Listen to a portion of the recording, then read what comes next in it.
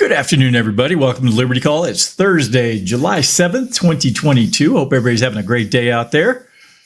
Looks pretty nice here in Colorado. We got a bit of a gully washer yesterday, a lot of rain, but today's nice and sunny and cool, so it's not too bad. So hope everybody else out there, I know we got a bit of a heat wave coming across Texas, so I know a lot of y'all are probably sweating your nether regions off today. So, all right. Well, much better day in the markets again. So things look pretty good. A bit of a bounce back in oil and gas. So I don't think that downward trend that everyone was hoping for with oil and gas prices is in the cards here in the near future. But we shall see. All right, let's check out and see how the Dow Jones and the other indexes did today. The Dow Jones was up 1.12%, closed at 31,384. S&P 500 up 1.48, closed at 3901. Nasdaq was up 2.28%, closed at 11,621. I was growling at the TV because Astros are on right now. They're up 3-2 versus KC into the sixth, and somebody just struck out, so that's what I was growling over. Small caps are up 2.14%. The VIX was down 2.43% today. It's currently sitting at 2608. Moving over to the other exchanges here in the Americas, Canada was up 1.78, Brazil up 2.17, Mexico down 0.83. Headed over to Western Europe, Germany up 1.97, the UK up 1.14, France up 1.6, Euro stocks up 1.95. Netherlands are up 2.24, Spain up 2.19, Italy up 3.05, Switzerland up 0.93, Portugal up 1.41.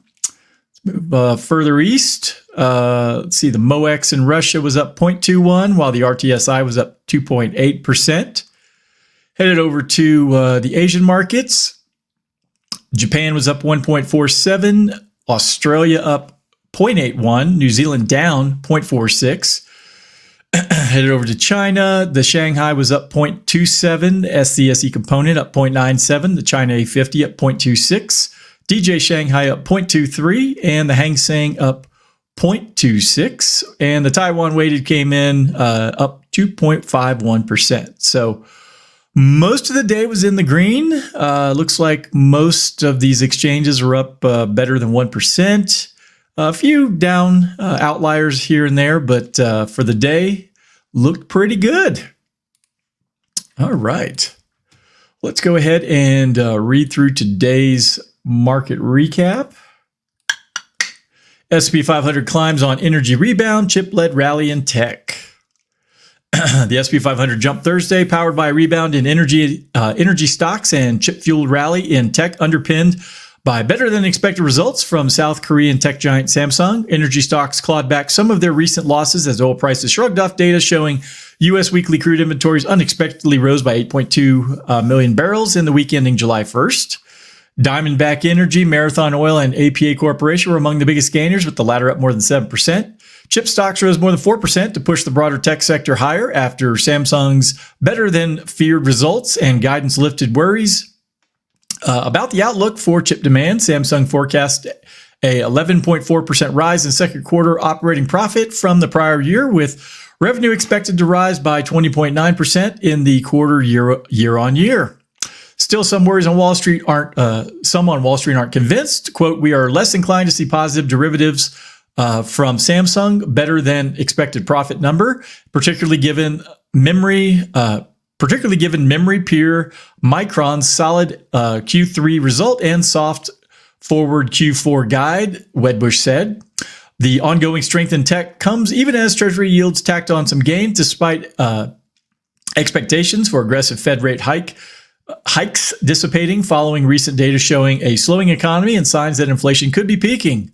They keep saying that. They really want to bring rates down already. I mean, it's only been a couple of months and everyone's already clamoring for lower rates. Quote, "While the Fed remains focused on inflation, the reversal in market pressures could offer the committee cover if they decide to make a smaller move in July," Stifel said. Initial jobless claims ticked up to the highest level since January, Though analysts continue to note that the labor market remains tight, jobless claims are still, quote, still very low relative to history, and it is consistent with tight labor market conditions, end quote, Jeffrey said in a note. In other news, GameStop jumped more than 10% after its board backed a 4-for-1 stock split as the video game retailer looks to attract more retail investors. All right. So a little good, a little bad news in there. So certainly not the end of the world. All right, let's got an article here about the dollar. Dollar little changed as traders await key U.S. data. The dollar was little changed after the euro briefly slid to a near two-decade low on Thursday, and sterling held its gains after Boris Johnson said he was quitting as British Prime Minister. Investors await U.S. jobs data on Friday and the Consumer Price Index next week, which should signal the pace of inflation and whether the Federal Reserve continues to aggressively hike interest rates when policymakers meet next on July 26th and 27th. Quote, what's being priced into the July Fed meeting is predicated on the inflation print coming in reasonably elevated. We suspect that it will, end quote, said Bipan Rai, North American head of FX strategy at CIBC Capital Markets in Toronto. The strength of the non-farm payrolls on Friday should also point to how fast wages are rising. While the Fed doesn't appear to be as encumbered as other major central banks, he said, quote, to suggest that the U.S. dollar is still going to be the currency that outperforms, or Rai said, to us, that suggests the U.S. dollar is still going to be the currency that outperforms. Well, again, it's the best of the worst. All these central banks have printed tons of money and taken on a ton of money on ton of debt on their balance sheets. So we'll see.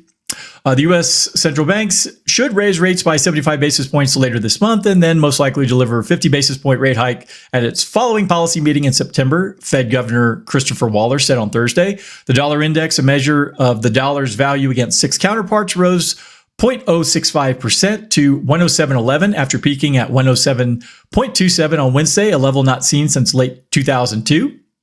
The euro was down 0.26% to 101.57 after setting a fresh two-decade low of 101.445 on Thursday. Investors are grappling with the risks of a recession and whether rate hikes will be paused as global demand wanes.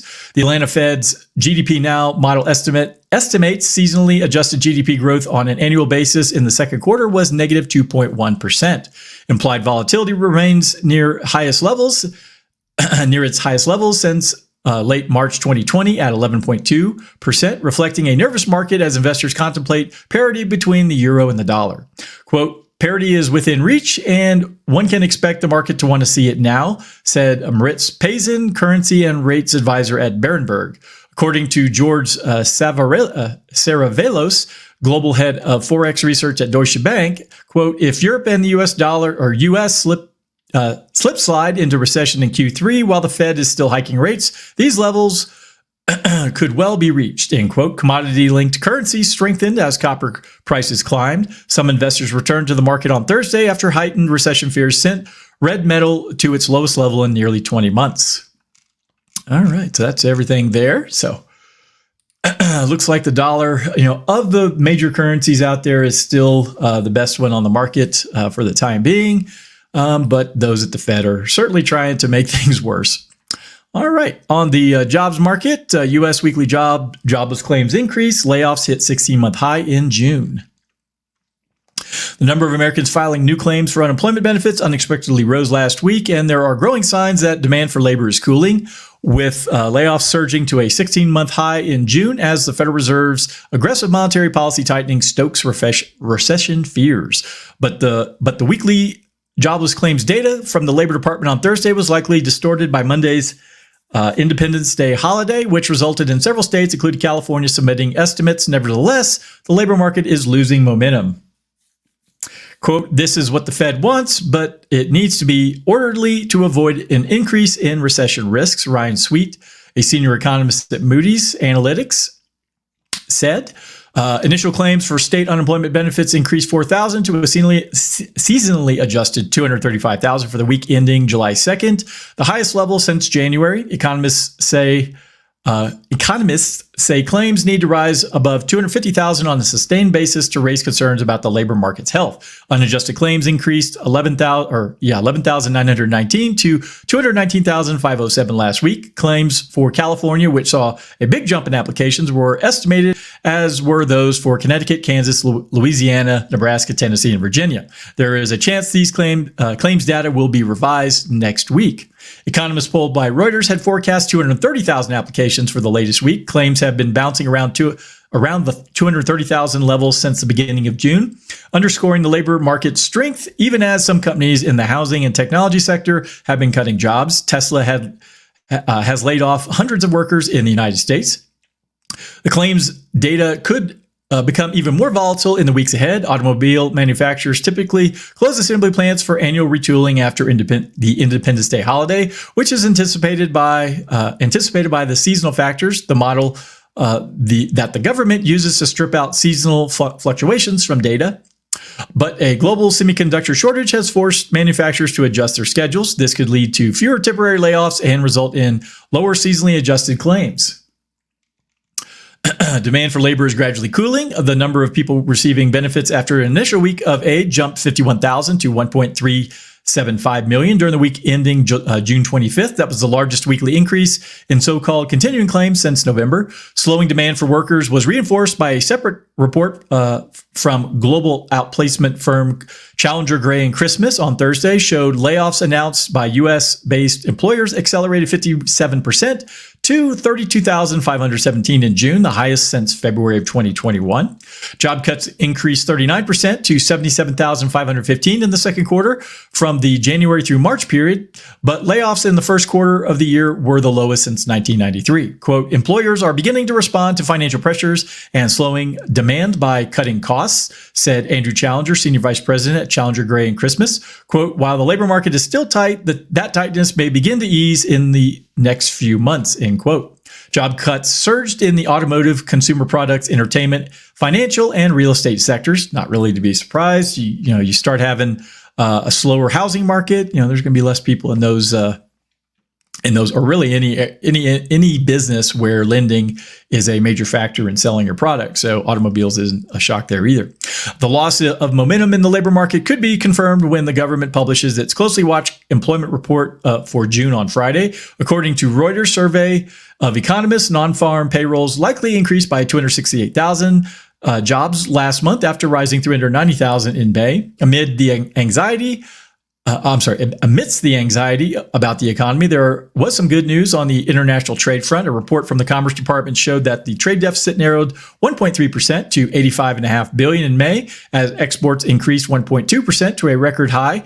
Imports gained 0.6%. The shrinking trade deficit could help avoid another quarterly contraction in gross domestic product. We shall see.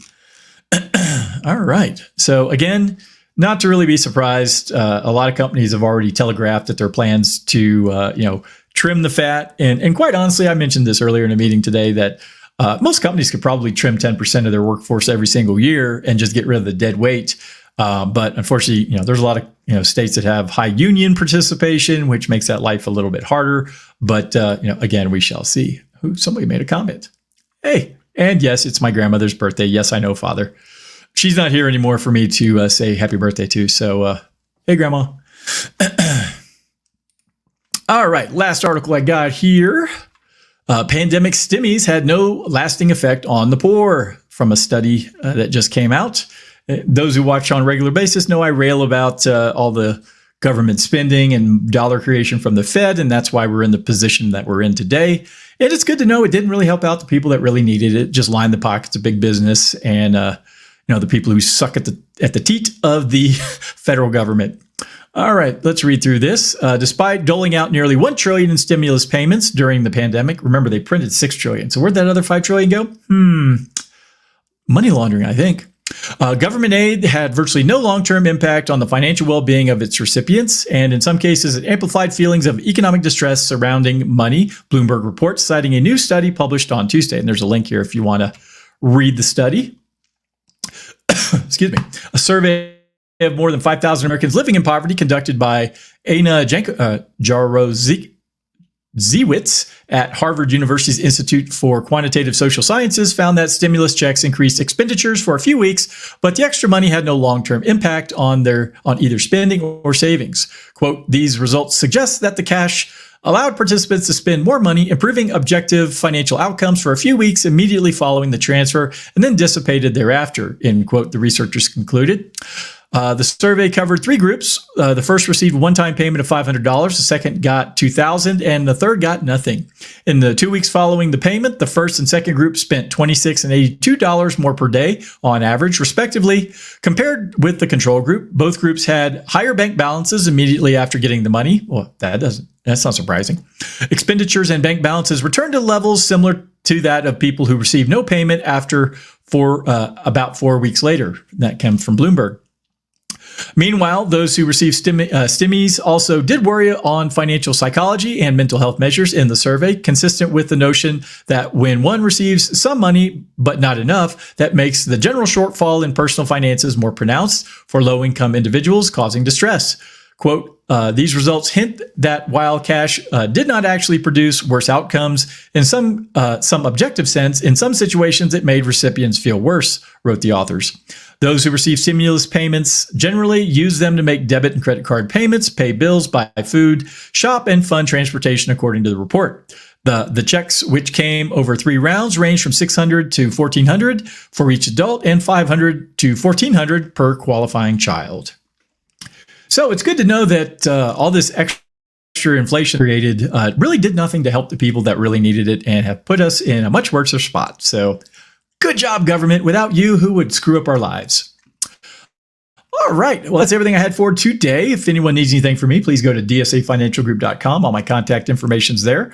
Astros are still winning 3-2. It's now the bottom of the 7th. Got one man on, no outs, and Altuve just walks, and we now have 2 people on base. So let's go Stros. Let's get the win and take the series from the Royals. So again, hope everyone has a great night, and I will be back tomorrow with the weekly wrap-up. Bye, folks.